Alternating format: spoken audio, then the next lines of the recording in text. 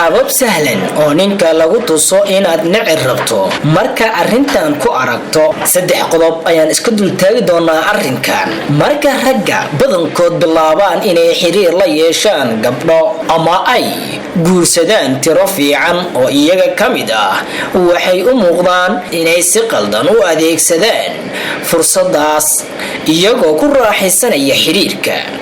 Waxa ugu xun ee ninka sameeyo ayaa ah inuu raaxaysto oo uusan samayn wax uu haweenkiisa ku dareensiinayo jacaylka maalin kasta, taasoo sababta in haweenaydu ay bilowdo inay nacdo qaababka ay gabadha ku tusi karto ninka inuu dayacay ama kaalintiisii gabay, isla markaana ay gacantiisa kasii bixi rabto. 3 qodob ayaan midmir isu dul taagaynaa ee daawadayaal ila socda oo ila xisaaba. Haddii aadan rabin inaad ninkaaga weyso, waxaad mar waliba qaadan kartaa ikhtiyaarka ah inaad la hadasho oo aad u sheegto waxaad qabto, ogeysii inuu kasii dhammaanayo dulqaadka ama nici rabto maalinba maalinta ka dambaysa, isla markaana uu u baahan yahay inuu kor isku qaado ama